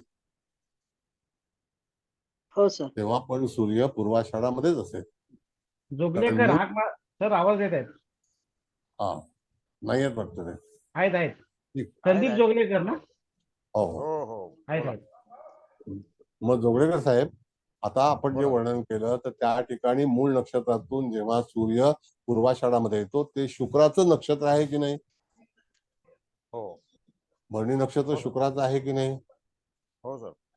मग शुक्राच्या नक्षत्रातून शुक्राचा नक्षत्राचा संबंध जेव्हा सूर्याशी येईल त्याच वेळेला ग्रह मार्गी होईल. ओके. Got it? हो सर. बरं, आता कोटचक्राबद्दल विचार करूया. जर समजा ग्रह वक्री असेल तर त्यावेळेला भरणी नक्षत्र कुठे आलंय कोटचक्रामध्ये, तर त्याला अनुसरून तो ग्रह तिथेच घुटमळत असतो आणि त्याचे परिणाम जातकाला निश्चितच चांगले वाईट भोगावा लागतात. आणि आता जसं अर्थव्यवस्थेचा जो का बँड बाजार वाजलेला आहे तर त्याला कारण राहू गुरुची युती आहे, नाही का? जेव्हा मेष राशीला गुरुने प्रवास सुरू केला तेव्हा राहूचं पण आगमन झालं होतं की नाही? हो सर. सर मध्यंतरी एक मी हे केली होती किंवा मोदींनी खूप सारं सोनं खरेदी करून ठेवलेलं आहे. तर मग ते गुरुच्या अखत्यारीत येतं की नाही? येस, मग ह्या परिस्थितीची त्यांना जाणीव झाली असेल म्हणून त्यांनी असं नक्की, केलं. प्रश्नच नाही. सल्लागार आहेत, काही सूचना आहेत आणि त्या ह्याच्यामध्ये त्यांनी खरेदी करून ठेवलं तर देशासाठी फायदेशीर आहे ना ते. हो, देशासाठी फायदेशीर आहे. मग मी तुम्हाला सांगितलं होतं 1 लाख रुपये होईल 2028 मध्ये. बापरे. मी 2011 साली सांगितलं होतं की सोनं 60,000 होईल. लोक हसले होते मला बघून. त्याला सोनं 22,000 होतं. मग आता 60,000 आहेच ना. आहे ना? आहे. 22,000 मध्ये 40,000 भाव वाढला की नाही मला सांगा? हो इन्व्हेस्टमेंट सर. फुकट गेली का? नाही. आहे, बरोबर आहे तुमचं भविष्य. हा, आमच्याकडे एक मॅडम होत्या त्यांनी 28,000 मध्ये सोनं घेतलं. आज 60,000 डबल झालं की नाही ऑलमोस्ट. हो. किती घेतलं? कमीत कमी अर्धा किलो. बापरे. हा, माझे पैसे डबल झाले की नाही? हो सर, बरोबर आहे. मग हेच कॅल्क्युलेशन असतं बिझनेसमध्ये. तसंच कोटचक्रावरती सुद्धा तुम्ही भविष्य सांगण्याचा प्रयत्न केला तर भरपूर गोष्टीचं जे काही आकलन होईल ते निश्चित करू शकू. त्यावेळेला आपण पुढे जाऊन मुख्य कुंडली पण मांडणार आहोत, त्याच्यानंतर कोटचक्र पण मांडणार आहोत. तर मी तुम्हाला ब्लँक कुंडली पहिला पाठवीन, त्याची प्रिंट काढा. 4-5 प्रिंट काढा, 10 प्रिंट काढा आणि नंतर जे काही आपण विषय घेऊ त्याची कुंडली म्हणजे पहिला नक्षत्र मांडून घ्या, त्याच्यामध्ये ग्रह जे आहेत ते मांडा आणि त्याच्यानंतर गोचर अप्लाय करायचा असतो. असा नियम कोटचक्राचा आहे. पण कुंडली मांडल्याशिवाय तुम्हाला स्थानांचा परिचय होणार नाही. नाही. मग कळलं सर का? एक विचारायचं होतं की हे खाली खाली जो ग्रह येतो हा. मग त्याच्या पॉवरवर काय परिणाम होतो? हो, पॉवर मध्ये असं आहे की एखादा ग्रह जर समजा दिशा बदलणार असेल, त्याचं डिरेक्शन बदलणार असेल, शेवटी सगळा जो आधार आहे तो स्तंभाला आहे आणि त्या हा. कोटला आहे. तो कोट बदलतो त्यावेळेला त्या ठिकाणी एखादं कोटाचं परिवर्तन, कोट म्हणजे किल्ला, किल्ल्याचं परिवर्तन होत असतं. त्या तऱ्हेने तिथे समजा आता ईशान्येच्या समोर नैऋत्य दिशा आहे, नाही का? समजा नाही आहेत. आहेच. तर त्या ठिकाणी ईशान्येच्या समोर नैऋत्य आहे, तर नैऋत्य दिशेला जो आहे खालून ग्रह जो आहे तो स्तंभाकडे येणारच. आणि ईशान्येकडून एखादा ग्रह क्रांती करत असेल तर त्यावेळेला तो पण स्तंभाकडे येणार. दोघही जण जर तिथे एकत्रित येत असतील तर त्यावेळेला जातकाच्या जीवनामध्ये निश्चितच काहीतरी गोष्टींची घडामोड होणार. पण दोन्ही स्तंभ हा जो भाग आहे म्हणजे वेगवेगळे ग्रह असतील. आता याच्यामध्ये चंद्राची भूमिका जी आहे ती चंद्राची भूमिका प्रत्येक 27 दिवसानंतर ती बदलली जाते. सूर्याची भूमिका जी आहे ती प्रत्येक वर्षाला बदलते. शनी जो आहे तो साधारणतः 30 वर्षानंतर बदलतो, गुरु 12 वर्षानंतर बदलतो. तर असं हे कोटचक्र जे आहे त्या कोटचक्राला पूर्णपणे तुम्हाला फलादेश देते वेळी भिन्न भिन्न प्रांतामधून चालणारा ग्रह हा कोण आहे आणि त्या व्यक्तीच्या कुंडलीमध्ये त्याचा तो ग्रह कुठून चाललेला आहे, स्थानाशिवाय तुम्ही भविष्य सांगू शकत नाही. हो सर, बरोबर आहे. घडामोडी ह्या स्थानावरती तुम्हाला कल्पना करून सांगता येतात. शेवटी हे लॉजिक आहे ना. हो सर. हा असं आहे. नाही, आणि आता म्हणजे जसं वक्री बोला. ग्रह आहे किंवा अतिचार ग्रह आहे, हे ज्या वेळेला हे बदलतील, म्हणजे पिलर बदलतील, तर त्यावेळेला बरोबर. त्यांच्या गतीचा परिणाम पण बघावा लागेल ना. हो, गती आता बघा कसं आहे की सूर्याच्या गतीवरती इत्यादी ग्रहांची गती अवलंबून असते. आपण हो. त्यांना सूर्यादी ग्रह म्हणतो. हो. जसं की मंगळ हा ग्रह सूर्यासोबत कालांतराने आलेला आहे. कसं काय, तर आता तुम्ही बघितलं असेल गेल्या वेळेला की वृषभ आणि मिथुन राशीमध्ये सूर्य बराच काळ रेंगाळत होता, नाही का? हो. मग त्यावेळेला सूर्य कुठल्या राशीमध्ये होता, तर वृश्चिक राशीमध्ये गेल्या वर्षी नोव्हेंबर महिन्यामध्ये. आठवा तुम्ही 2022 ची नोव्हेंबरची कुंडली कोणाकडे काढता येईल का? कुठली तारीख टाका 15 नोव्हेंबर नंतर.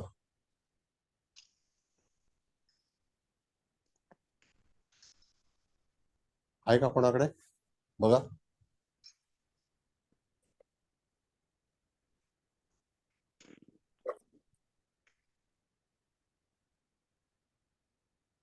आहे हो.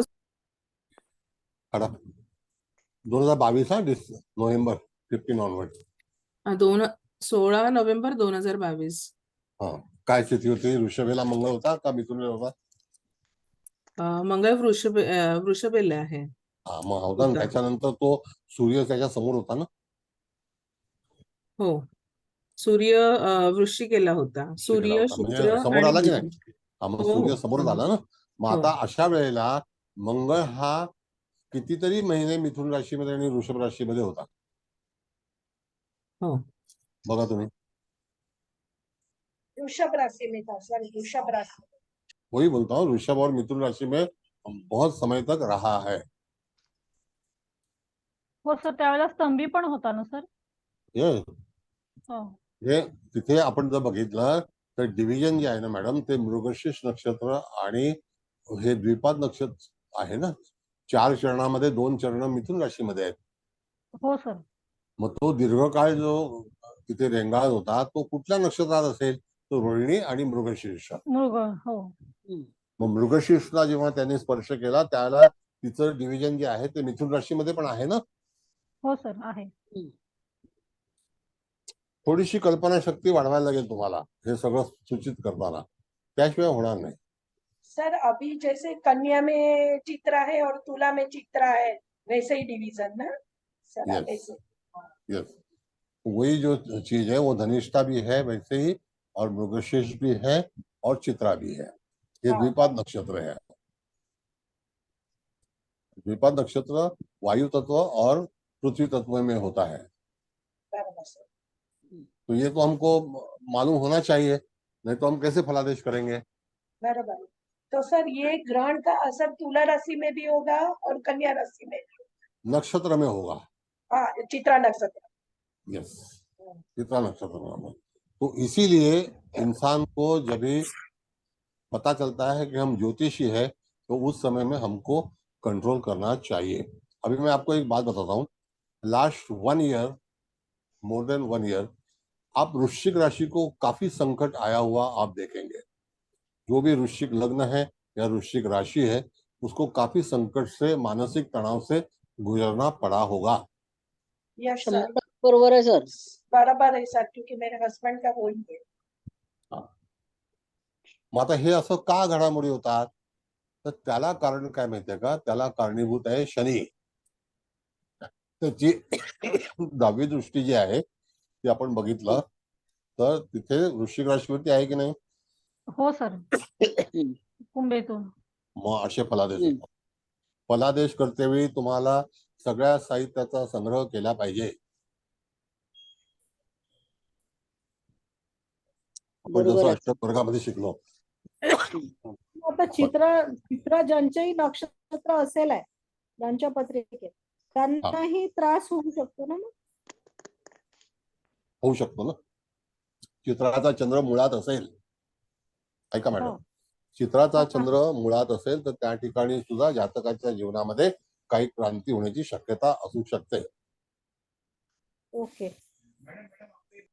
कळलं? कसं आहे, सर लग्न चित्र आणि चंद्र जर विशाखामध्ये असेल तरी पण त्रास तो होईल? लांब गेला ना. नाही, तो लांब गेला ना. लांब गेला. हो चित्रा स्वाती मध्ये एक नक्षत्र आलं ना मॅडम. हो सर. एक नक्षत्र अंतर आहे ना. हो हो सर. सर पण चित्रा का चौथा चरण में भी यही असर है। दरिद्रांश है वो दरिद्रांश है। हाँ तो सर उसमें भी ऐसा ही हो सकता है क्या? असर तो होगा। मैंने क्या बताया आपको मैडम कि चित्रा में हो सकता है, मतलब चित्रा नक्षत्र अगर आप नाड़ी में देखेंगे तो 1 डिग्री का रहेगा, तो क्या करोगे आप? चित्रा नक्षत्र के अंदर 14 नाड़ी होती है, समझ गए? हम लोग नाड़ी सिखाए थे। हाँ सर। बर, पुढे बोला. मुकेश भाऊ, तुमचा क्लास लावायचा का? हो सर, क्लास आहे. थांबा. हा थांबा, बघूया 5 मिनिट. हो आहेत. हा बोला. आणखी काही प्रश्न? आता बघा, पूर्ण डिटेल शिकायला वेळ लागेल. आपण सुरू करणार आहोत एवढं नक्की, काही चिंता करू नका. पण ह्याचं कदाचित रेकॉर्डिंग मी टाकणार नाही.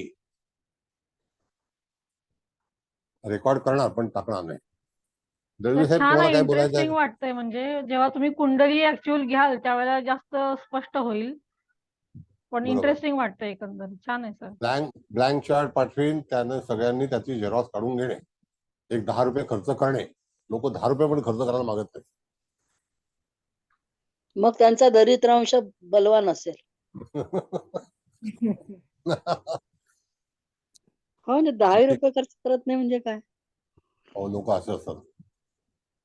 नाही सर, शिक्षणासाठी तर पैसा खर्च करावाच लागतो, प्रश्नच नाही. लोक नाही करत. इथे 10 रुपये खर्च करत नाही ना, मुलांसाठी लाखो रुपये खर्च करून फसतात.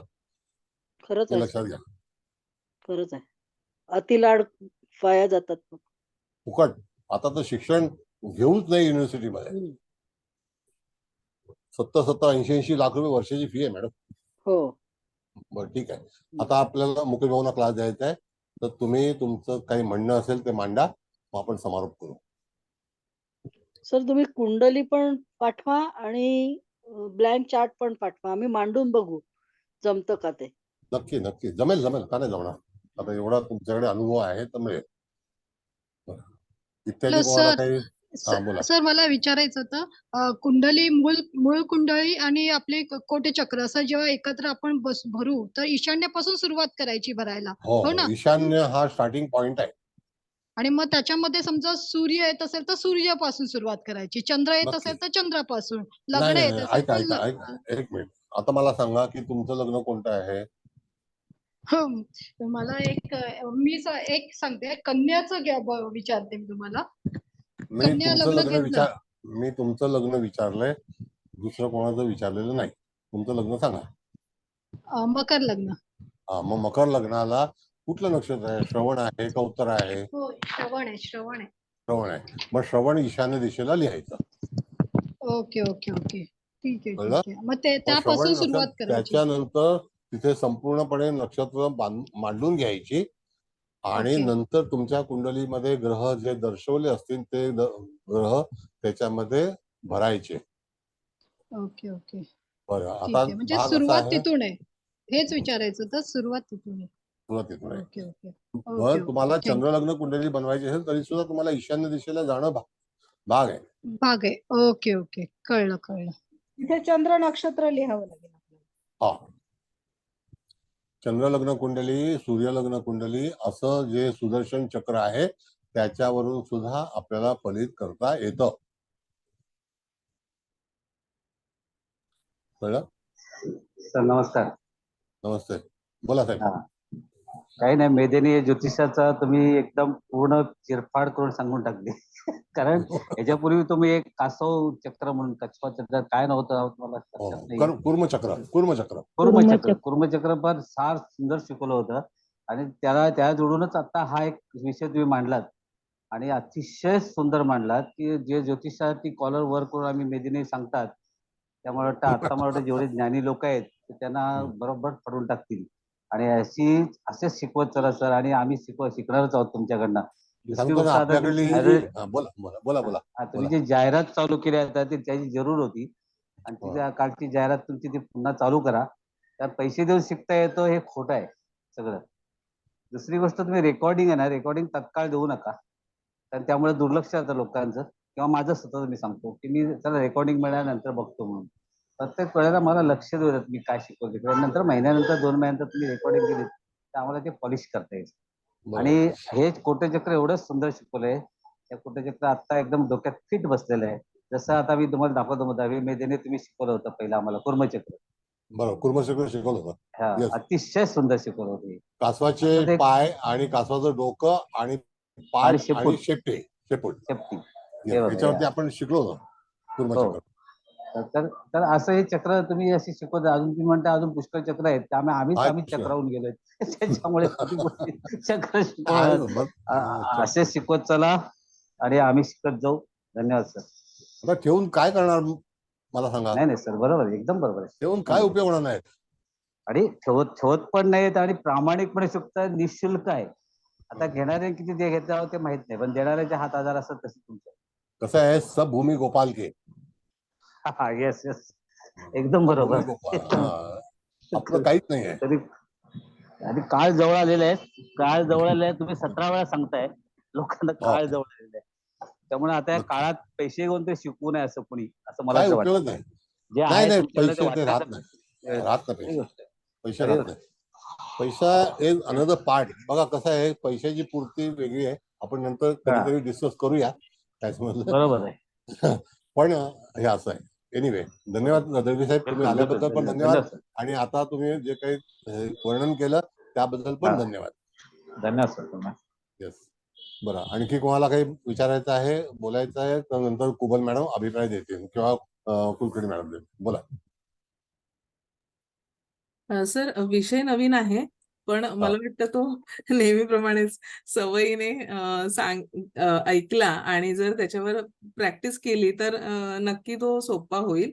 कारण तुमचं शिकवणंच खूप छान आहे आणि तुम्ही फार छान एक्सप्लेन करता त्यामुळे बऱ्याच गोष्टी कळतात. फक्त हे जे सोन्याचे रेट वाढतात असं म्हणताय ना त्याने एक दिवस नक्की हार्ट अटॅक यायचा ऐकून.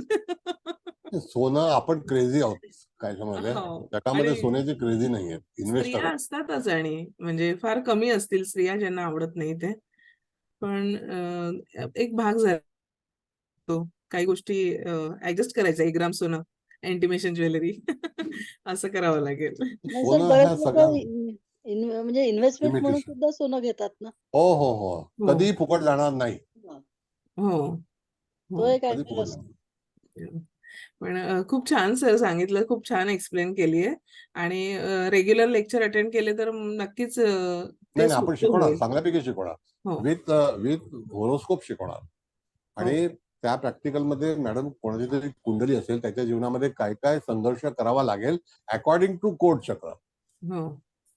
जसं आपण अकॉर्डिंग टू सर्वतोभद्र चक्र शिकलो नाही का तसं सप्तशाला का पण शिकायचं बाकी आहे. बोला सूर्य सिद्धांताचं पुढचं लेक्चर कधी घेणार. हा घेऊ घेणार आहे. जेमिनी पण घेणार आहे. खूप इंटरेस्टिंग आहे सर. खूप इंटरेस्टिंग आहे. खूप छान खूप खूप धन्यवाद सर. धन्यवाद. बरं आणखी काही कोणाला बोलायचं आहे. हळदणकर मॅडम